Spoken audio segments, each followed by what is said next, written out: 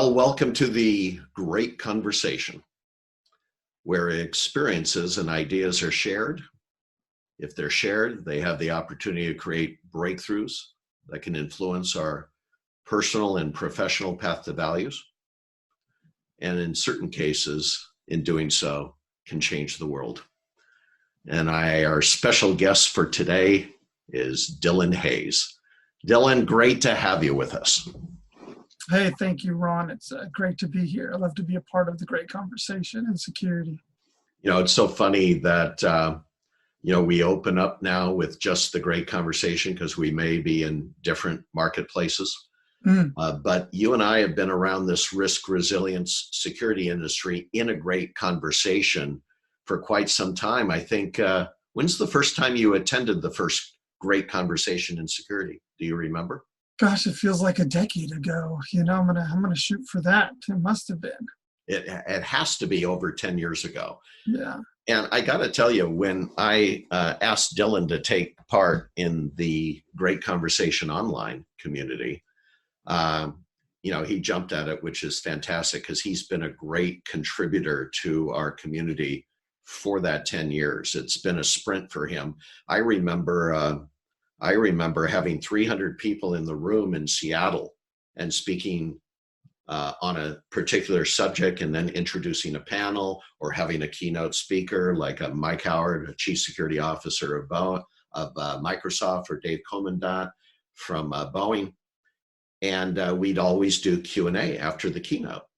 And I'd be looking right in the middle of the entire 300 people audience would be Dylan Hayes, usually like this, looking right at him, taking notes, and he'd be one of the first to ask a question on the Q&A. So you've been a student of this community and this industry during the whole time, and I really have appreciated your insights. Oh, thank you. What a journey for Seattle Children's. And, I'd love to take our entire time together and talk about that journey. I think we'll do that at some other point because we're still in the middle of the pandemic. Yeah. Dylan is speaking to us from his home. I'm speaking to you from my office here at the Great Conversation in my home. And Dylan, I haven't really caught up with you. Tell me what life has been like as a leader in the security industry during a pandemic. Yeah, definitely. There's a little bit of a shift there for sure. I think the unique thing about my team is we're not always together anymore anyways. I work at a remote facility typically during the work week, and a lot of my guys on the ground are in different locations. And so kind of that remote workforce model has kind of been in place a little bit already. So there was a little bit of a shift there. But not going into the office, it definitely feels like you're disconnected and blind a little bit as to what's going on. And so the communication that you're getting from your organization or from your folks on the ground really becomes vital as you're trying to manage kind of a situation remotely with limited access, limited information. And so one of the things that we do is we do daily huddles. We have always done daily huddles, but now there's a lot more catch-up time as focusing on what's changing in our environment and what kind of things do we need to be really focused on. So that's been really important, is just staying connected with daily huddles and finding Go ahead. I was gonna say, just finding the right way to support your team when my guys, they're kind of in the face of the threat. They're working at a healthcare facility or facilities, and so there's a little bit of human emotion that that plays into that these guys are potentially really on the front lines that they weren't really involved in before.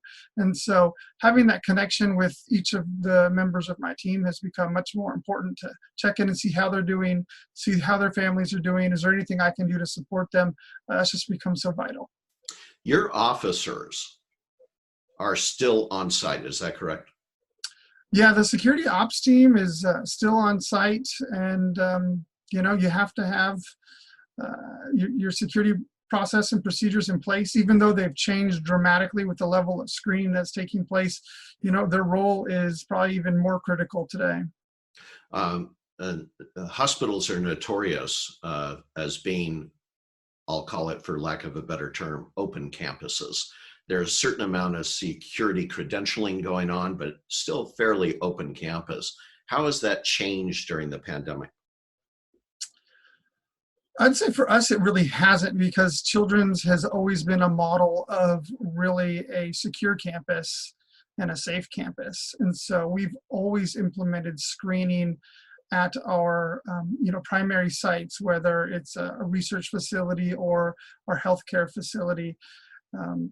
I'd say there's been an uptick in a lot of more of our remote locations that really didn't have that level of screening in place. But for us, it hasn't been a major shift. It's just been, how are we doing it a little bit differently? And tell me about that difference. There's lots of talk out there in hospitals about other hospitals where the officers have actually taken on the role of helping to screen, if you will. That could be a matter of a survey, or it could be a skin temperature check. What's going on at Children's? What have you done that's different at the perimeter? I would have to say, traditionally, that is one of the roles that we've played. When it's flu season, the officers are asking screening questions around the flu to help ensure that we're not, allowing folks who may be sick to come into the facility. But this time around, because we're healthcare, we've deployed special teams, oftentimes nursing teams, actually to the perimeter of our organization. So we've shut down a number of entrances and really just created a very specific locations that staff and visitors can enter. And everyone is getting screened as they come into the facility for the day. They're getting their temperature taken. They're getting a sticker for the day. And so security's role is really to just help and answer questions and do our standard screening process of ensuring our visitors are connected to the right, either business unit or patient area. Yeah. But what we're seeing is medical teams deployed to the perimeter, sometimes outside the facility, sometimes just inside the facility for that level of screening. Wow. Okay. So you're not doing the skin temp. A lot of talk around skin temp by unqualified medical professionals. For example, I was at my eye doctor's the other day, had a receptionist, put one of those thermometers against my forehead, but not medically trained. So you have medically trained people doing those temperatures, right? Are they doing it with handheld units? Yeah, they've been doing it with the handheld units. I feel like that's probably one of the quickest things that they can do to, take an accurate measurement, as well as the throughput that's needed. Yeah. And that temperature is done after showing the credential, or as a visitor logging in at the desk. What's the protocol there? Is it afterwards or before? It is really your door into the facility is your screening checkpoint. Okay. And you're doing that for employees as well? Yes. What's the protocol if it's shown to be a temperature? There's a temperature. What's the protocol then? Honestly, I don't know what the protocol is with what the temperature is, but I can tell you we have a dedicated medical team assigned to help answer those questions, and they're very sensitive to that. We post a lot of the numbers of folks that we've actually tested for COVID, and the staff as well as our patients. So we're very clear as to what our numbers are, but I think that we are definitely erring on the side of safety, and they will take the appropriate action there. We always do. We always err on the side of safety, especially with some of the sick kids we're trying to protect. Well, I know in the business community, they're trying to figure out, okay, great. We just measured for temp. The guy's got a temperature. What do I do with him now, right? Yeah. The whole idea is, do I send him home? Do I put him in another room and, because he just went jogging and his temperature's a little higher, or it's been a hot day in Seattle. So I was wondering how that protocol looks like, but we'll touch base with you later, maybe when you get more information on that, because I'm kind of curious. I know you get deeply involved. You're part of the CISO's team, deeply involved in the security technology framework at Children's, and not necessarily in the protocols. Tell me how the security technology is performing for you in this period of time, and what gaps you're seeing if this pandemic situation becomes more persistent over time. What are the gaps you're seeing that you're realizing you're going to have to fill? You know, where I think we're really at, we're leveraging technology to, either live monitor what's going on or even playback oftentimes, what's taken place. I think with any type of, situation we've faced in the past where someone may have, had contact or infected another person, it becomes really serious, and we try and figure out at that point, who have they been in contact with. So this level of contact tracing that, I think the country or the world is really scrambling, trying to resolve. I think that's really, going to be valuable in the future. It'll be interesting to see how well that works. It's going to take a long time to get this built, how well that works, indoors versus outside. And so there's a lot of infrastructure that needs to be put in place. But I feel like that is a lot of what our technology is being focused on, is looking at that. In addition, we're brought to the front and the forefront of the response, which is kind of exciting and fun with technology. So we're talking about funneling, traffic and locking down entrances. We're talking about bringing our employees to work, via shuttles or their cars or the bus. And how do we route that traffic that's coming here and do our best to maintain and follow the guidelines being provided to us by, either the World Health Organization or the CDC or even just our state governor. And so we're just today, in fact, we're asked to change some of our programming around to allow more people to park on site. So it's very fluid, and so we need to be ready to be capable of leveraging our technology and changing it to meet the changing demands of the business on a day-to-day business, and sometimes multiple times throughout the day. There's a lot of general rules we're putting in place. And in addition to that, we're creating a lot of exceptions to those rules as well. And so we have to be flexible in how we solve those problems. Well, I find this fascinating, especially with some unique requirements that that a hospital has, especially with privacy laws and HIPAA and so forth. So in the contact tracing area, how do you do that and leverage today's security technology? Are you going to start tying physical health records to the identity card? Are you going to start using the access card with an RFID chip to actually know the movements of an employee in case it turns out that they are sick? What are you thinking right now you'll be doing in the future? No, I think it's a good question. Like, how do we want to tackle this, and what do we really want to focus on? Because either way, you're going to have to leverage, some new technology to do that. And where do you want to change either your potential infrastructure, or what do you want to layer on top of that? And so, I always like to try and layer something on top of what we've already done. Let's say, deploying new access cards. That's an option. That's, it's a big endeavor.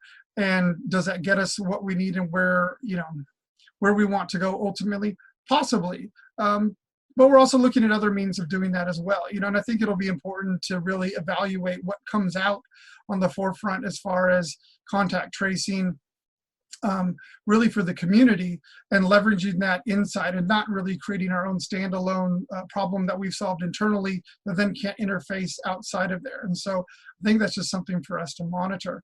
What I really see us immediately evaluating and jumping to is leveraging, I think, camera analytics and the ability to trace once we know someone who's maybe infected or even contaminated. Again, we have lots of different scenarios where this can play into. And so if I can then leverage an analytic to help me figure out, okay, where was this person? Who did they come in contact with? And tie that back to other systems at their checkpoint so we can identify them, then that's really helpful. It's a challenge. Our patients are kids. And so as kids, they have the documentation as their medical record, right? But we're not they're pretty much safe for the most part, in oftentimes in an inpatient room, but it's really the staff and the visitors and the families that are coming who are the ones who we don't have a lot of information necessarily on. And so we need to figure out how we gather that. And, luckily for us, we have an access control system, we have a visitor management system, but we need to figure out how do we really get the data the moment they come onto site? So if we don't have a policy today about everybody must identify, either register with a visitor management or swipe an access card, upon entry, then, that's something that we have to start looking at evaluating, because if we don't have the information, then we're not going to be able to do anything with it. So we're on the cusp here. Again, another inflection point in our industry and for you in healthcare, and that is we're going to have to figure out identity management, period. And we've got to recognize, for the businesses of the world, they have to recognize that from a security point of view, sickness is like a weapon. We've got to keep it out of the building. And because it affects other people's lives and also the viability of the business. So it would be great to check with you every so often to see how you're progressing in your unique HIPAA rules and so forth in this area, because we're going to need some real wisdom here going forward, because we're going to have to do those things. How do we navigate the privacy and identity issues and so forth? Yeah, honestly, I think our industry is in a really unique time right now with looking at, video and facial recognition and, really how do we protect individuals, and at the same time, how do we accomplish a lot of security and safety goals and initiatives? And so there has to be a blend here. We leverage technology today with our own personal devices, and we're very comfortable with, biometrics and facial scanning and iris scanning, and yet we're really hesitant and worried about doing that, other places, even though we're being monitored on cameras. So at some point, we have to figure out as a society, are we willing to give up a little bit in order to better protect us? And I think that's one of the questions we'll be facing overall. Absolutely. Dylan, again, as part of the great conversation community, again, appreciate all the lessons learned you bring to the table, as well as being a great learner too, in the feedback loop between all of us in the community. But as I often say, it's people like you who invite people to the round table called the Great Conversation to be part of this community. What are 2 or 3 people that come to mind that I should be talking to next? I think I don't necessarily have a specific name, but I definitely think there's some specific maybe groups that we need to really invite in. Again, looking at what is our overall goal of what we're trying to achieve together. For us, one of the things that we focus on is safety and security. And so at the end of the day, I think we recognize a lot of this comes back to information, and then what do we do with that information? So maybe we need to bring in some, big data providers or analysts. We need to bring in some cyber folks for the protection of this information. We need to bring some new and innovative companies out there, whoever's on the forefront of evolving technology or layering that onto what's already existing for us to work with. How can we start to become more efficient? How do we become so really open even with a lot of our technology and our goals that we can start to just interface them together, layer on the things to make things much more efficient and optimized. So those are the kind of groups that I think we need to bring together, privacy, security, big data folks, information, and how do we leverage that information? And I think a lot of analytics and folks on the cutting edge as to how to put all this stuff together. You got it. I absolutely agree with you. As you know, when we were in Florida at the last physical Congress of the Great Conversation, we talked a lot about developing an intelligent framework, which included big data analytics. So I promise you, we will bring some leading edge thinkers in that space. And for now, for those of you who have joined us today, be aware that you can also look at other conversations going to sageconversations.com to get a list of upcoming conversations we'll have in the future. Dylan, thanks again.